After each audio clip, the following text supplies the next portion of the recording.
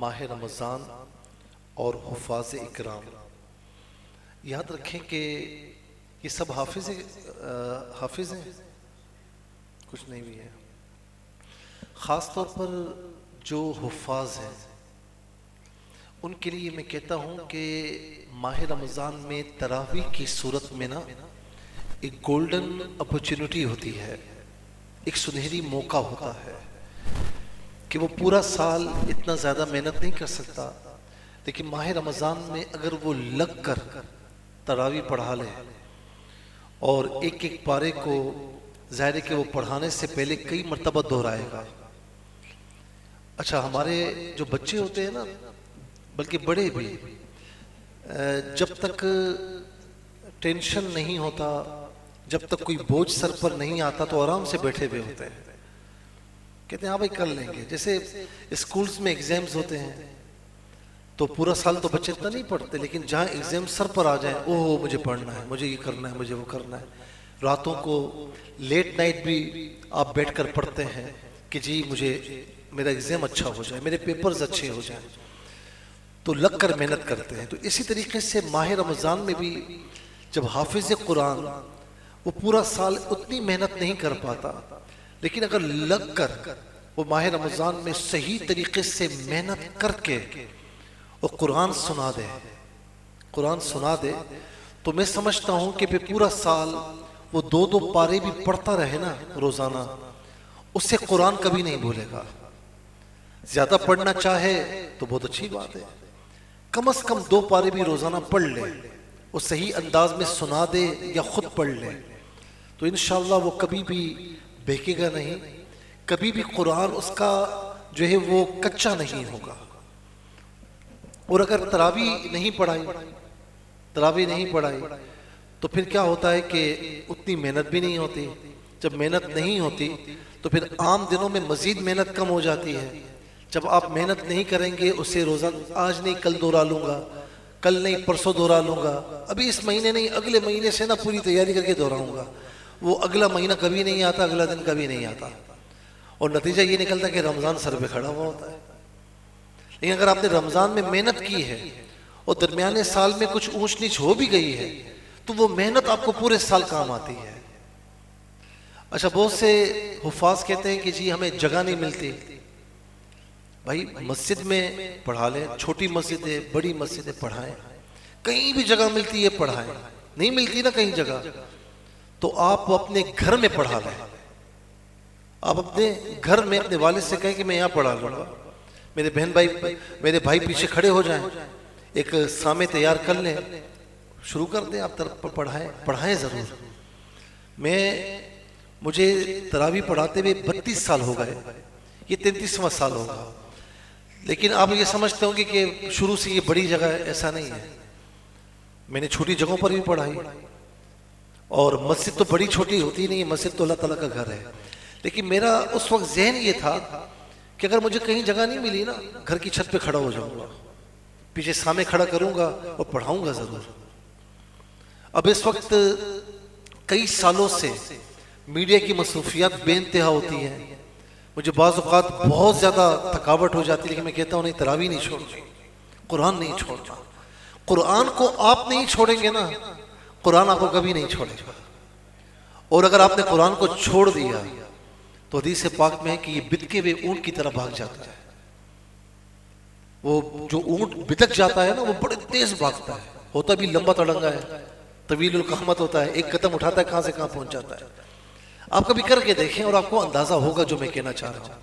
آپ جو حفاظ ہیں نا، کہ اگر آپ پارے نہ دہرائیں اور تھوڑا سا پارا کچا ہو جائے تو آپ جب قرآن شریف اٹھاتے تو آپ کو ایک وقت میں ایسا لگتا ہے آغاز میں کہ یار یہ پارا میں نے یاد ہی نہیں کیا ہوا، یہ میں نے حفظ نہیں کیا ہوا. وہ جب پڑھتے ہیں دوبارہ یاد کرنے کی کوشش کرتے تو پھر دوبارہ اترنا شروع ہوتا ہے.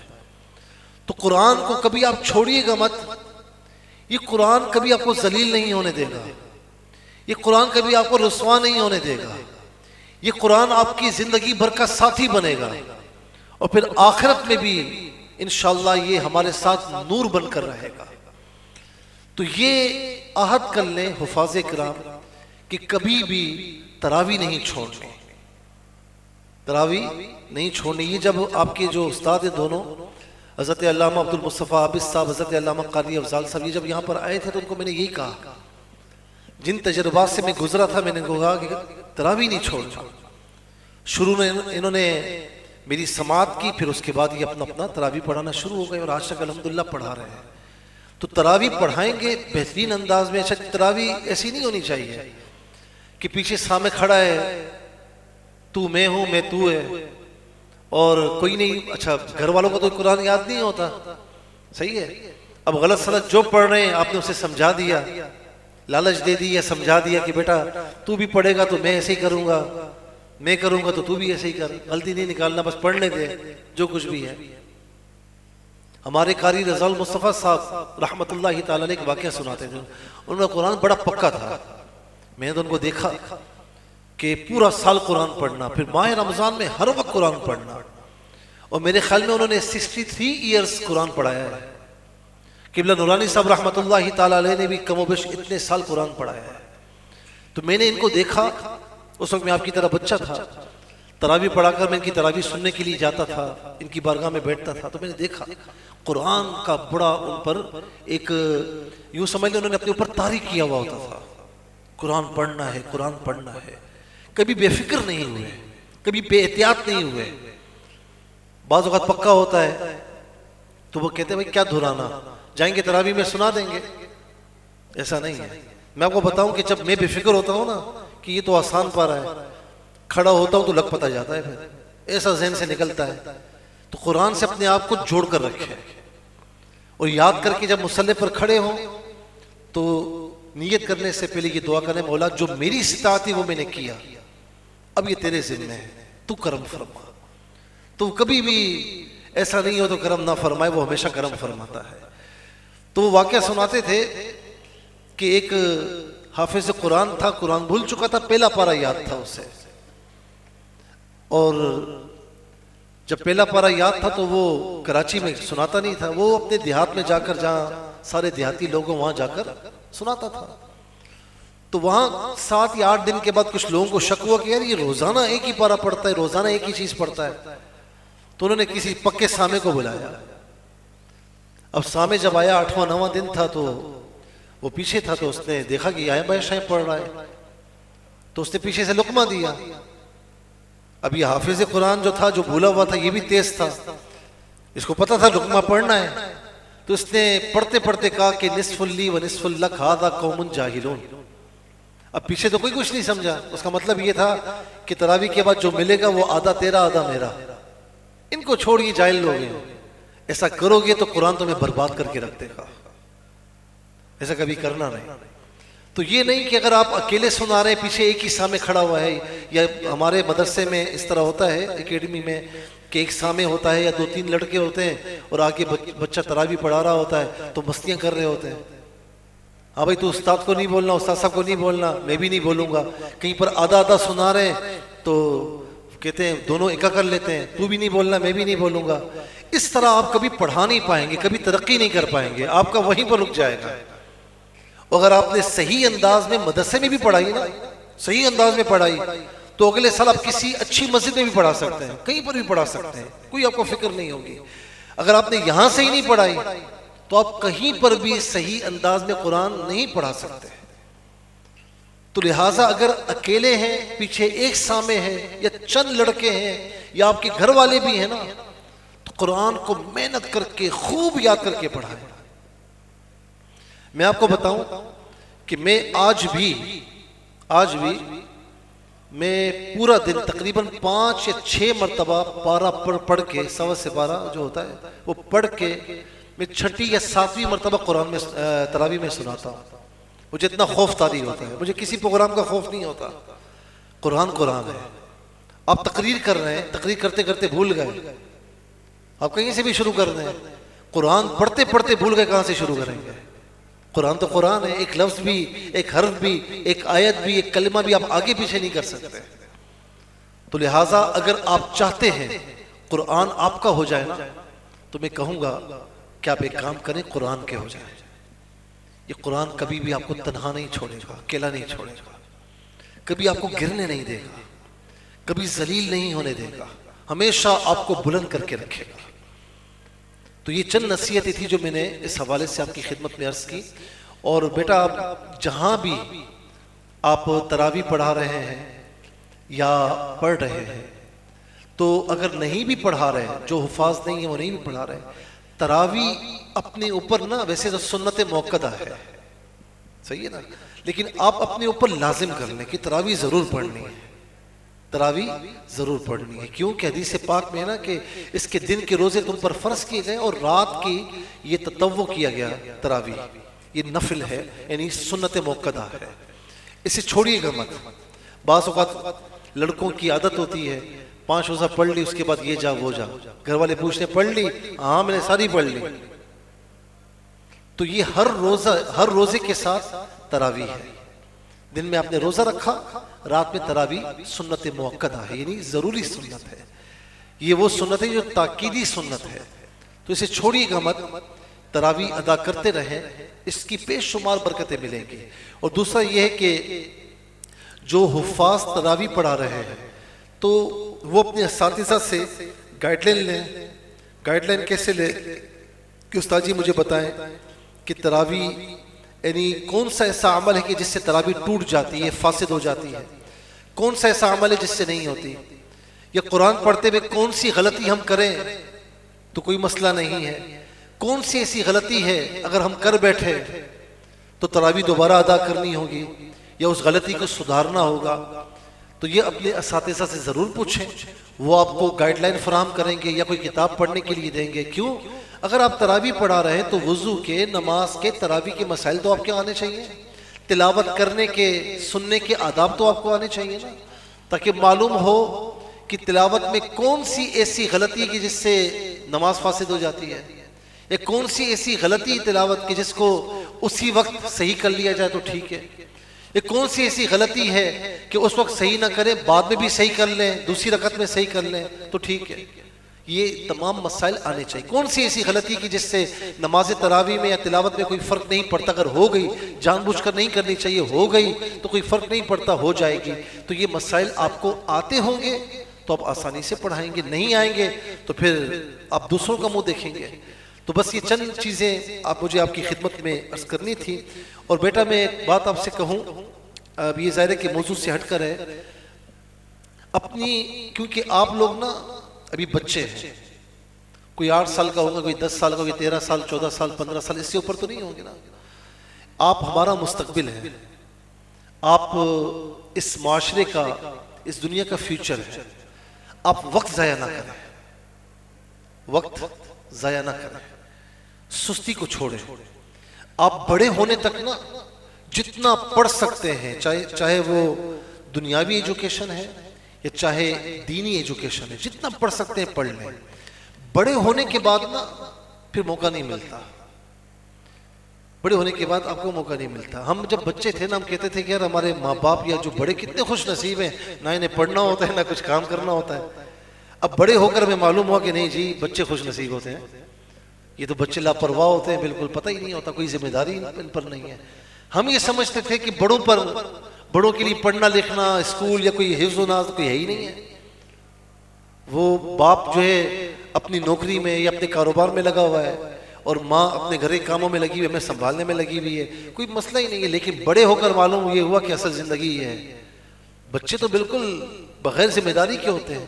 تو جب تک آپ پر ذمہ داریاں نہیں ہیں نا، آپ اپنے اوپر پڑھائی کی ذمہ داری لیں، قرآن کے حافظ ہے تو قرآن کی ذمہ داری لیں، کوشش کریں کہ دینی علوم حاصل کریں، دنیاوی علوم میں جہاں تک جا سکتے ہیں جائیں، تاکہ کل اچھا کام آپ کو مل سکے، کل آپ باوقار اس ملک کے شہری بن سکیں، اپنے مستقبل کو صحیح کر سکیں، اپنے والدین کا نام روشن کریں۔ تو یہ بہت ضروری ہے۔ یہ کب ہوگا؟ کہ جب آپ نا اپنے آپ کو بچپن سے ذمہ داریوں میں ڈالیں گے کہ نہیں مجھے پڑھنا ہے تو پڑھنا ہے، قرآن پڑھنا ہے تو پڑھنا ہے۔ اگر آپ دنیاوی علوم حاصل کریں، اسکول میں، کالج میں، پڑھنا ہے تو پڑھنا ہے، کیونکہ ہر وقت ہر کام اچھا نہیں لگتا۔ میں آپ سے یہ نہیں کہتا کہ دن رات پڑھو، نہیں، پڑھائی کے وقت پڑھو۔ ایک بچہ ہوتا ہے نا تو ہر وقت ایک ہی کام اچھا نہیں لگتا. میں کہتا ہوں کہ بچوں کو بھائی سونے کے وقت سو جاؤ، کھیلنے کے وقت بھلے کھیلو، اور کاموں کے وقت کھانے کے وقت کھاؤ، لیکن ہر وقت سونا، ہر وقت کھیلنا کودنا تو والدین بھی بیزار ہو جاتے ہیں. تو ہر کام کو اس کے وقت پر کریں. اسی طرح جو پڑھائی کا وقت ہے تو پڑھائی کو وقت دیں، چاہے وہ قرآن کے حوالے سے ہو، دینی علوم کے حوالے سے ہو، چاہے اسکول کالج کے حوالے سے ہو. میں آج بھی کہتا ہوں کہ میں نے بچپن میں کچھ وقت ضائع کیا، آج سوچتا ہوں کہ اس وقت میں کر لیتا، ذمہ داریوں سے پہلے کر لیتا تو آج مجھے اور اچھا ہوتا. تو میں یہ سوچ رہا ہوں نا، تو آپ بڑے ہو کر یہ نہ سوچیں، آپ کو یہ نہ سوچنا پڑے کہ میں یہ کر لیتا تو اچھا تھا. جو کر سکتے ہیں، جو آپ کو آپ کے والدین، آپ کے اساتذہ، ٹیچرز آپ کو گائیڈ لائن فراہم کرتے کہ بیٹا یہ بھی کر لو، یہ بھی کر لو، یہ بھی کر لو. کوشش کریں کہ جب تک ذمہ داریاں آپ پر نہیں آتی تو آپ کرنے کی کوشش کرتے رہیں. اور یہ کبھی نہ سوچیں آپ نہیں کر پائیں گے. نہیں، جس چیز کا شوق ہے ضد باندھ لیں کہ مجھے کرنی ہے، ضدی بن جائیں اس معاملے میں کہ میں کر سکتا ہوں، مجھے کرنی ہے. یاد رکھیں کہ ایک میدان میں ہر کوئی کھڑا نہیں ہو سکتا. آپ دیکھیں کہ مجمع لگا ہوا ہوتا ہے لیکن کام کے وقت کچھ لوگ رہ جاتے ہیں. تو آپ میدان کو خالی نہ چھوڑیں. نہیں کر سکتے ہمت کریں، نہیں کر سکتے اور ہمت کریں. کبھی نہ کبھی تو کامیاب ہو جائیں گے. ایک وقت ایسا آئے گا کہ میدان میں کوئی نہیں ہوگا، آپ ہوں گے. قاری عبد الباسط صاحب کا نام سنا ہوگا آپ نے، رحمت اللہ تعالی علیہ. بہت بڑے قاری تھے. ان کے وصال کو میرے خیال میں 40 سال سے زائد کا عرصہ گزر چکا ہے. میرے بچپن میں تھا کہ بڑے مشہور تھے وہ. میں آج بھی ان کی تلاوت سنتا ہوں. یعنی جہاں پر قرات کا نام آ جائے تو ان کے بغیر قرات کا نام پورا نہیں ہوتا. بہت بہترین قاری تھے. میں نے ان کی حیات پڑھی، ان کی اسٹڈی کی میں نے، تو انہوں نے قرآن پر بڑی محنت کی تھی. یعنی یہ جو آپ قاریوں کو دیکھتے ہیں نا کہ یوں کر کے پڑھتے ہیں، یہ ان کا جو ہے وہ طریقہ تھا. میں نے پڑھا کہ وہ قرآن کی تلاوت کی ریاضت کرنے کے لیے پہاڑوں میں نکل جاتے تھے اور وہاں پر ریاضتیں کیا کرتے تھے. انہوں نے کوشش کی، ریاضت کی. آج وصال کو 40 سال سے زائد عرصہ گزر چکا ہے، آج بھی ان کا نام ہے. اب آپ دیکھیں مباشر جو لائیو چلتا ہے نا مکہ مکرمہ سے، تو روزانہ 1 یا 2 پارے ان کی تلاوت کے آج بھی آتے ہیں. تو زندگی میں نام پیدا کرنا ہے نا، سستی کو چھوڑیے، محنت کو اپنائیے، وقت کو ضائع نہ کیجیے. اپنے وقت کو کاموں میں صرف کیجیے. آپ کبھی بھی ناکام نہیں ہوں گے، کامیابی آپ کے قدم چومے گی. اللہ تعالیٰ آپ سب کو کامیابی نصیب فرمائے. آمین بجاہ النبی الامین. الحمدللہ رب العالمین والصلاة والسلام علی سید الانبیاء والمرسلین. اللہم صلی علی سیدنا و مولانا محمد وعلی آلہ واصحابہ وبارک وسلم. یا الہ العالمین، الہدایہ اسلامی اکیڈمی کے جو یہ سیشنز منعقد ہوئے، اے مالک و مولا اس سے علم کا جو فیضان جاری ہوا، اے مالک و مولا سب کو اس علم سے سیراب فرما. یا الہ العالمین، قاری علامہ قاری افضال احمد صاحب نے، پھر اس کے بعد علامہ عبد المصطفیٰ عابد صاحب نے، جتنے جو معلمین ہیں جنہوں نے کوشش کی، یا الہ العالمین سب کی کوششوں کو اپنی بارگاہ میں قبول فرما. جتنے اسٹوڈنٹس یہاں پر آئے، یا الہ العالمین سب کا اپنی بارگاہ میں قبول فرما. اور جنہوں نے علم حاصل کیا، مسائل سیکھے، یا الہ العالمین سب کو سیکھ کر عمل پیرا ہونے کی توفیق عطا فرما. یا الہ العالمین یہ ہمارا مستقبل ہے، مستقبل میں ان کو ترقیاں عطا فرما. یا الہ العالمین اے مالک و مولا قرآن کا ساتھ نصیب فرما، کبھی بھی قرآن کا ساتھ نہ چھوٹے. یا الہ العالمین اے مالک و مولا ان کے والدین کو ہمیشہ صحت عافیت کے ساتھ طویل زندگیاں نصیب فرما، اپنے سوا کسی کا محتاج نہ فرما. ہماری الہدایہ اسلامی اکیڈمی کو دن دگنی رات چگنی ترقی عطا فرما. تمام معلمین پر کرم فرما. یا الہ العالمین یہاں سے علم کے فیضان کو جاری و ساری فرما. جتنے اسٹوڈنٹس ہیں، جتنے طلبہ اکرام ہیں، یا الہ العالمین سب کو کامیابیاں نصیب فرما. یا الہ العالمین ہمارے ملک پاکستان کو امن سلامتی عطا فرما. تمام عالم اسلام کی خیر فرما. اس ملک کی حفاظت کرنے والوں کی حفاظت فرما یا الہ العالمین ہمیں بار بار حرمین طیبین کی زیارت نصیب فرما حرمین طیبین میں ایمان بالخیر موت نصیب فرما یا الہ العالمین ہماری ایک ایک دعا پر فرشتوں کی آمین فرما ماہ رمضان کی آمد ہے مولا ہم سب کو تیاری کرنے کی توفیق نصیب فرما استقبال کی توفیق نصیب فرما ماہ رمضان کو پانے کی توفیق نصیب فرما یا الہ العالمین ماہ رمضان کی برکتوں سے ہمیں محروم نہ فرما ہمیں مستفیض و مالا مال فرما ہماری ایک ایک دعا پر فرشتوں کی آمین فرما وصلی اللہ تعالی علی خیر خلقی محمد و آلہ و صحبہ اجمعین برحمتک یا